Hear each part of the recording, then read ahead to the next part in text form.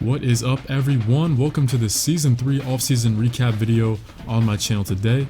We got a lot of loose ends to tie up with UT Martin, so if you want to skip ahead to save time, check the description. I'll have some timestamps for you guys to do just that. Also, I know you guys have been asking about adding your players to the series as conference freshmen. Well, this is the video to do just that. Just one favor though, make sure you check my comment outlining the structure of your player and some other notes about all that. And with that said, let's jump into episode 25, the offseason recap video of year 3. Of course, last time out on the hardwood, year 3 came to a heartbreaking end as we lost a double-digit game against Memphis. And the Tigers had the number 2 ranked offense in the country and killed us on the boards, showing that UT Martin and Coach Carter, they're maybe just one season away before they can play spoiler in March Madness. We lost by 16, but I feel like that final score wasn't quite indicative on just how close this game was, as UT Martin, they cut it to 6 at one point in the second half. But even with that loss, it doesn't take away from the fact that Coach Carter, he turned some heads last season, guiding UT Martin to its first ever Ohio Valley Championship and the school's first ever trip to the Big Dance in the 28-year history of the program.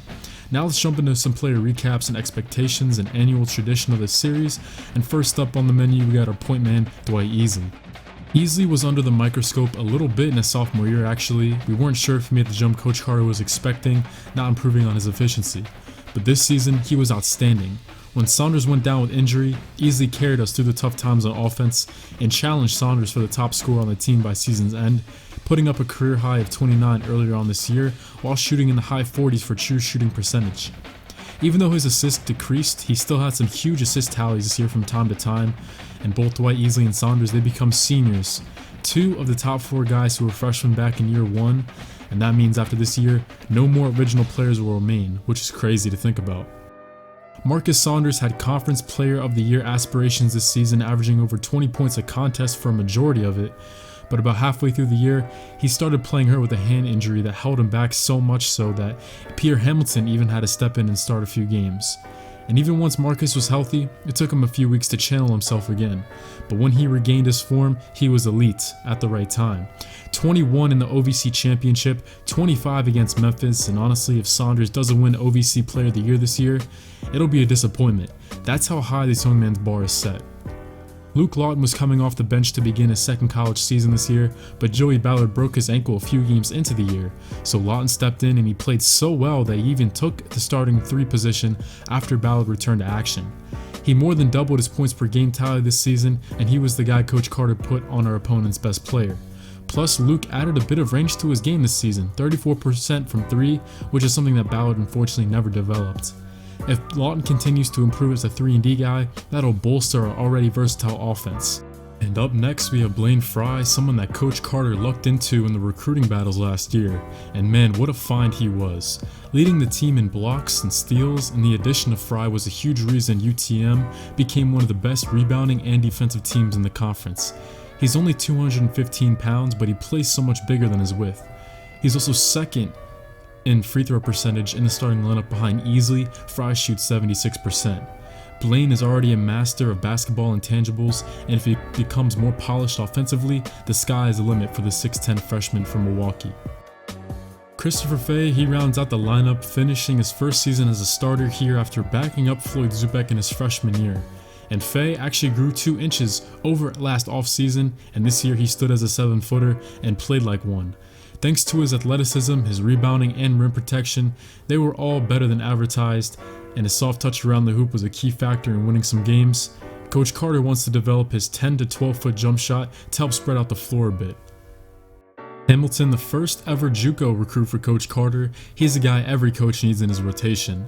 He led the team in assists per game, and in my opinion, he's the best defensive guard we have. Hamilton showed off his IQ and understanding of tempo. His jump shot was also consistent, which is something we didn't expect when he first signed with us. He's the front runner to start the point guard 2 years from now once Easy moves on, and if I bring up Hamilton, I have to bring up the man who will join him in the starting backcourt when Saunders graduates, Jacques Diggs. He's everyone's new favorite player. Diggs began his freshman year with some struggles, but that's to be expected. Some guys make the college jump without missing a step, and some guys need some time to season their game, which is perfectly fine as well. And it was even more fine for Diggs because once he seasoned himself, it was all history from then on out. He averaged 11.5 points in the final 4 games of the year, and his late season rise reminds me of Saunders' rise back in season 1 when he was still our 6th man. Diggs can score at all levels, and his chemistry with Hamilton has always been a sight to see. They seem to become best friends as they celebrate with each other a lot on the court.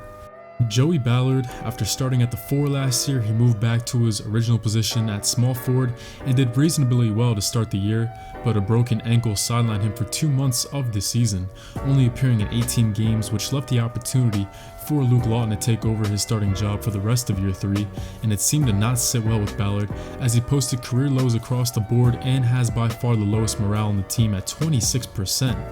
With this injury, his performance, and his job being taken, Ballard, one of the few original players still left on the team, he could transfer this offseason. It's a real possibility. I want to see Ballard finish his career here. He still offers plenty on defense, but he could never really develop into the player we all thought he could back in year 1. Gene Schofield, for the first time, transitioned to the center position this year and saw his playing time cut down a bit because Faye and Fry, they play a lot more than Ballard and Zubek, our starting front court from a year ago, did. Still, Schofield is a strong finisher. He converted a couple big 3-point plays as he still has 1 year left in his college career.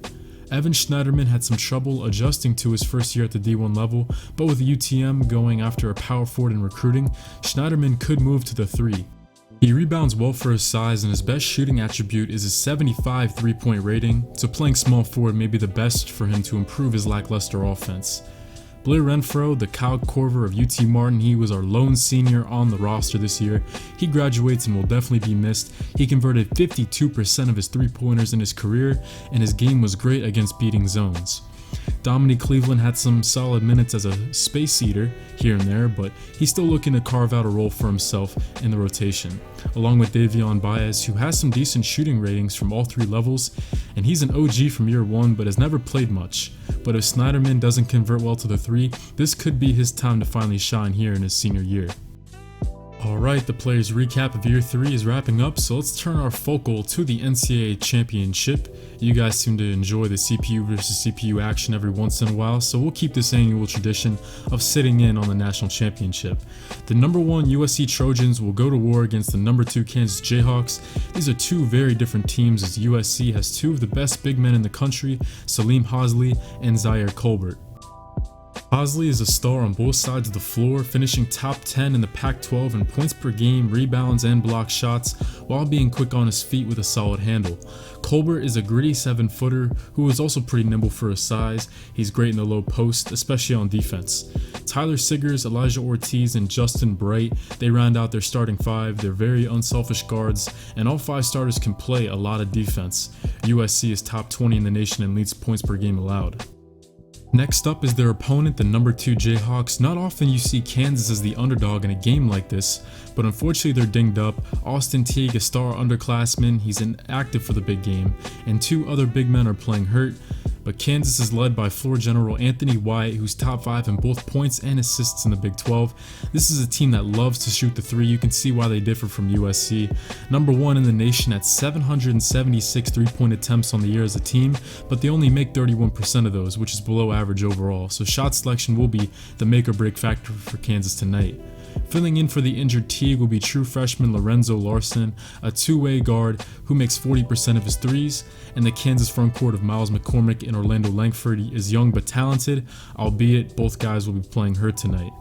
But enough preview, let's hop in as USC, an unlikely season for them, their first Final Four appearance since 1954, and they search for the first title in school history, and Kansas, no stranger to the big game, they look to add trophy number 4 to their historic basketball program as there we see Zaire Colbert, the first basket of the night for both sides. USC has the clear advantage on paper in the interior with their star-studded big guys, along with Kansas playing dinged up inside, but going high to low, Kansas answers right back with a layup. Craig Victoriano, he's actually starting over McCormick this game as he's still injured, but we're going to see a lot of McCormick tonight for sure. Here comes Salim Hazli, a little strong off the window there, rebound Goodwin, as Anthony Wyatt sets up Lorenzo Larson, one of the top 3-point shooters in the Big 12, the true freshman from Overland Park, Kansas. He's averaging 8, 3 assists, and 40% from beyond the arc. The Jayhawks with the early 7-4 advantage as Larson isolates, but that one is sent back by Colbert. The the first of many blocks we're probably going to see here from tonight from USC. And with the pull-up, the lefty shooting stroke of Elijah Ortiz, a player that I like a lot, not to back up at 7.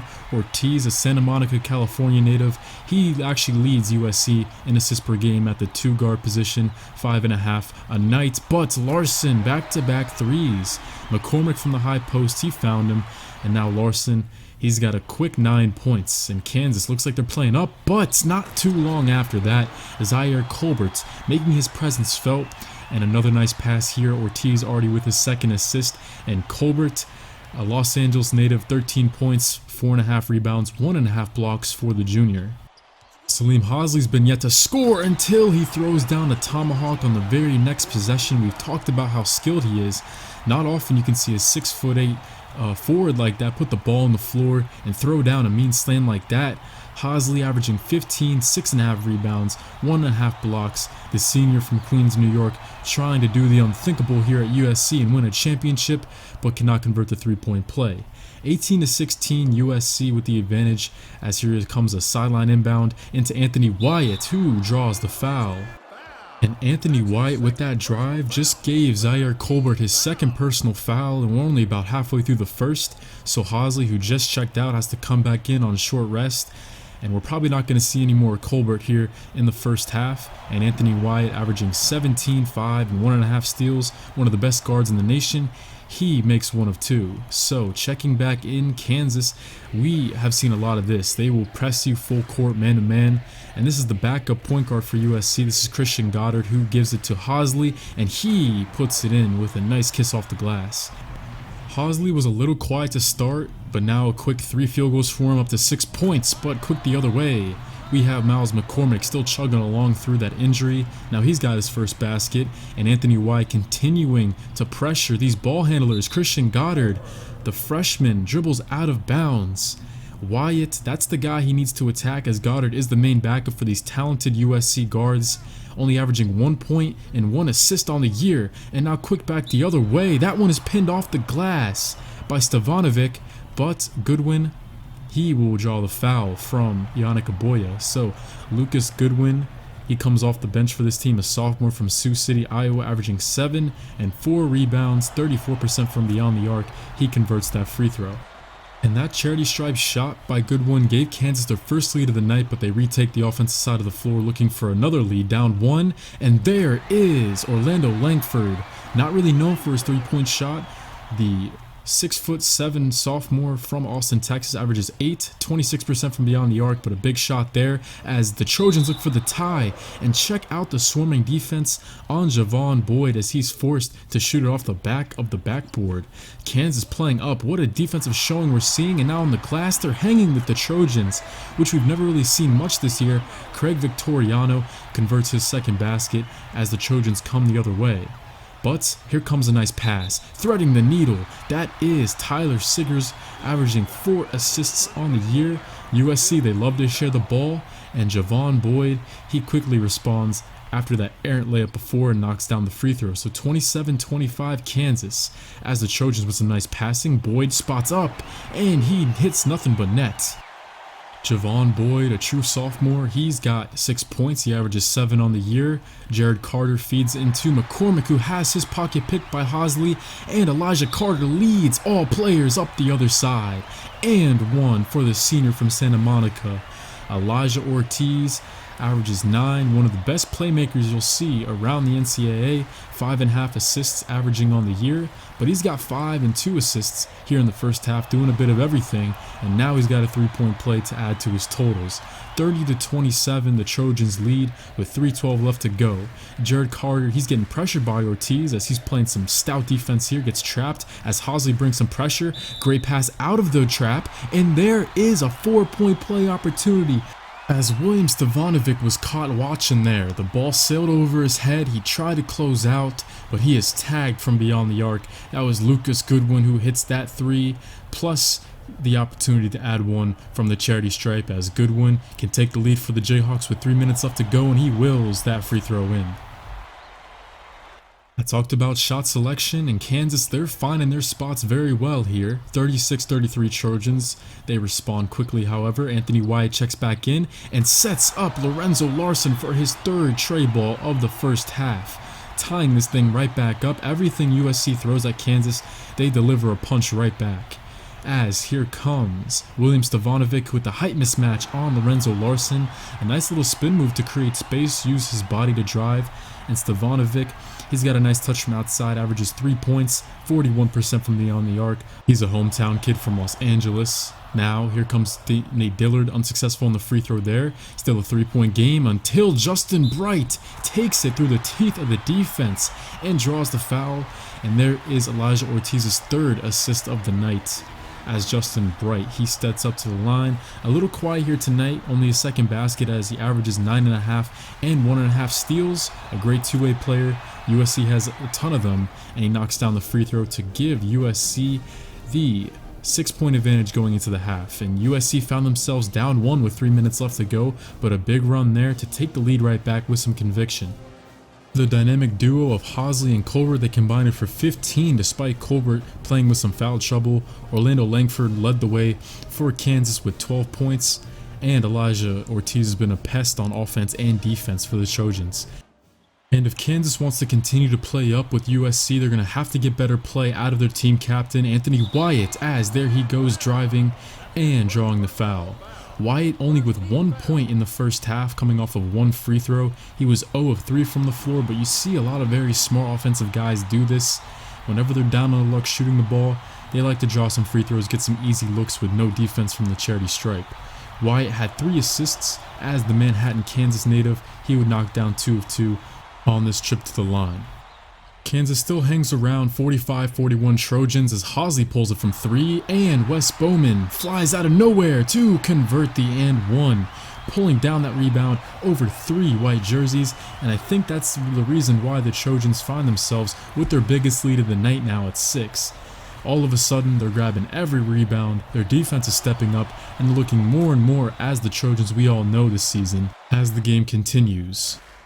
And now on this play, we see Lorenzo Larson popping out and running a pick and roll, attacking Zaire Colbert, and they draw another foul on Zaire. That's his third, and he's going to have to come out. Only playing 7 minutes so far this game, Colbert's picked up 3 personals, and a very smart play there by Kansas running that pick and roll, just trying to see if they can draw him into more foul trouble. As here is Orlando Langford, who had a really good first half of action, the leading scorer for Kansas, as he knocks down 2 more. 52-45, we got 10 minutes left to go as Ortiz mans the offense, dishes to Boyd, who hits another spot up J. Ortiz with assist number 6, as Boyd has 9 points, but Anthony Wyatt, who's led the team in assists on the other side of things, he wants to do a little playmaking of his own, setting up his man. There's Goodwin up to 12 points on the game, and Wyatt with 6 dimes of his own matching Ortiz's total.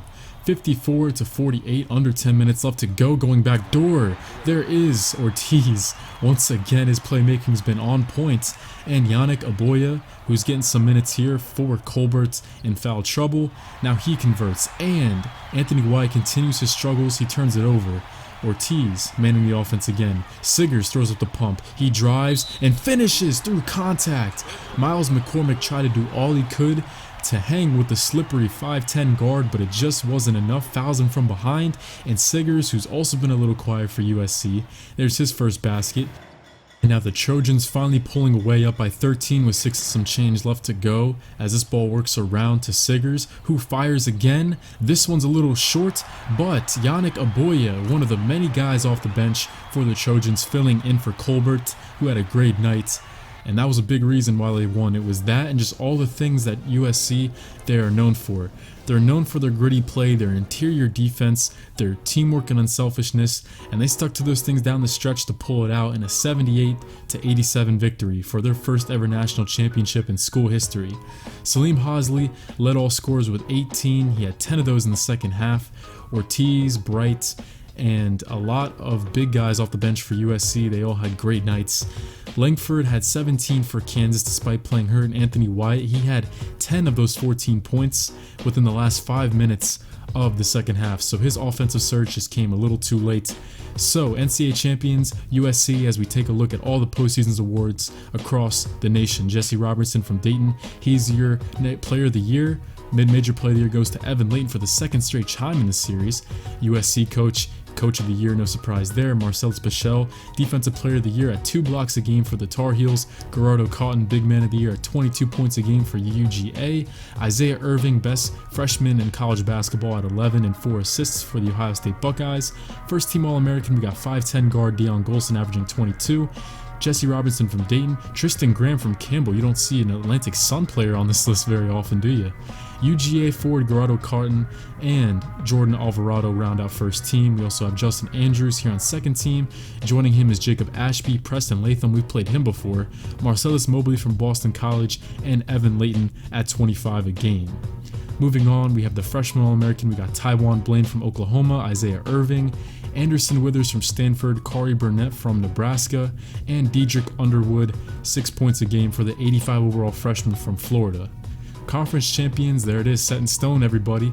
Tennessee Martin, the 11th seed in March Madness, most wins ever in school history this season, 24, and your conference coach of the year, Ken Carter, for the first time in his collegiate coaching career. What a story it's been so far, and it's just beginning. Taking a glance at the conference awards, we have JT Mobley as the player of the year. Sucks to see Saunders couldn't win it, but Mobley was always one outstanding player. My hat's off to him as he graduates. Conference freshman of the year, Blaine Fry wins it. Jack of all trades, 6 points, 6 rebounds, 2 steals, leading the team in that category along with a block a game. Great to see him win that. JT Mobley, he highlights the point guard position for first team all conference along with Dwayne Sato, who led the OVC in points per game this year. He leaves EIU. Tyler Holiday, the 3-point specialist, he also graduates. Good to see him moving on. He always killed us when we played them.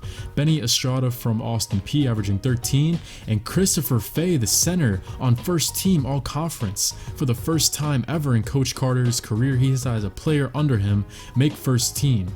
Not even Shaquille Hammond back in year 1 could do it. You OGs of the series may remember him. He led the entire conference in scoring. He couldn't do it. Not even David Giles or Saunders. No, it's Christopher Fay. That's crazy. Speaking of Saunders, he's here on second team along with Britton Holland in the backcourt. Kalen Bush, the defensive menace from Tennessee State, is the wing player on this list. We also have Sebastian Farley, one of only 2 underclassmen on either list, along with Christopher Fay, of course, and the EIU big fella Roger Lewandowski, 7-footer averaging 12. He finishes second team. Jacques Diggs, freshman all-conference, coming off the bench. That is very impressive that he was able to do that. We have also a guard from Tennessee State, Walter Mejia from Austin P. Of course, Blaine Fry, gotta have him on here. And Cordell Crosby took down his team in the conference championship. He rounds out freshman all-conference. And moving on, we see Coach Carter. His contract's been renewed for 4 years. UTM really liking what they're seeing from him in the program, so he's been renewed for 4 years. Of course, he can always opt out of that when he wants to and take a different job. But looking at the graduations, of course, Blair Renfro, but Joey Ballard, he's leaving the team to transfer like I expected. Unfortunately, Ballard just could not become the player that I wanted him in this series, but his 6'8" strong frame, a lot to offer a team on defense. He'll definitely be playing somewhere come the fall time. And also looking at some of the graduations across the conference, some big names leaving: Bishop Walker and Calvin Hoffman, 2 very strong guards for the Tennessee Tech Golden Eagles. We also have Rodney Jarrells, who of course always killed us on Austin P. Dwayne Sato, the top scorer in the conference. EIU loses 3 starters. Murray State also loses 3 starters, and Othello Symes, Carlos Thompson, and Wyatt Stallworth. Moving on, we also have some starters missing from Samford, including Gary Westbrook and Trey Holcomb. But the Samford Bulldogs do look primed for a good year this year, and Southeast Missouri losing 7 players. Wow, what a class they're leaving behind. Tristan Womack, Rakeem Harper, Kamara, and Clay Workman. That's 4 starters missing from the Redhawks. And Ken Carter, he got 4 attributes along the season.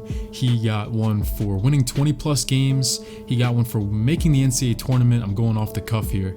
He also got one for conference, first team all conference with Chris Fay, and winning the conference tournament. So he got 4 attributes for those milestones, and he used 2 on charisma, 1 on teaching, and 1 on scouting. So A+ charisma, that's going to work well in recruiting. Now taking a look at the coach carousel around the NCAA, Coach Carter isn't interested in any new jobs just yet. Maybe in the coming years, we'll see what's out there.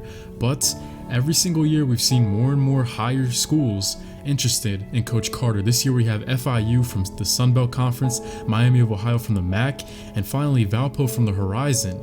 And these three conferences, in the grand scheme of college basketball, that would be an upgrade compared to the OVC. So very cool stuff to see there. Customizing our schedule, let's take a look. We got Tennessee to kick things off, and the Volunteers, we actually played them back in year one. You OGs of the series remember, took a pretty nasty loss to them, losing by about 25 points. But here in year 4, playing them again, it'll be very cool to see just how far this team's come, and a game like this will definitely show just how much progress we've made. If we can keep things competitive against Tennessee, then we just know how much of an impact that Coach Carter's had. NIT season tip-off that'll be hosted by the Illinois Fighting Illini, who come in ranked 13th, and we actually have to play Illinois in the first round of that tournament. So 2 Power 5 opponents to kick off year 4. We got Belmont, a home opener, our rivals, for the 4th time we're playing them. Our record against them across the entire series is 2-1. Detroit, Loyola Marymount, as we travel out to LA to face them. 4 conference games, 2 home, 2 away, then 2 more out of conference at North Texas, then at Memphis on Christmas Day. How about this schedule that Coach Carter's putting together? Memphis, the same team that handed us the loss on March Madness, man. We're going to try to get revenge in their home arena on Christmas. Give them a little bit of a present, you could say. But anyway, after Memphis, it'll be conference games from then on out. A very tough out-of-conference slate for UT Martin. But moving on, we see Joey Ballard. He makes the transition to Northern Colorado. So you better believe that 2 years from now, Coach Carter is definitely going to put Northern Colorado on the schedule for sure, just to see how Ballards are doing over there. Wish him the best of luck. Moving on to recruiting, now we have 2 scholarships with the transfer of Ballard. First guy on our list, we have Elias Hooper from Bolingbrook, Illinois. He's listed as a point guard, more of a combo guard, however, very polished, but his #1 priority is to play at a big school. And of course, DePaul from the Big East, they're going to take priority over us, so Hooper is probably going to be a no-go.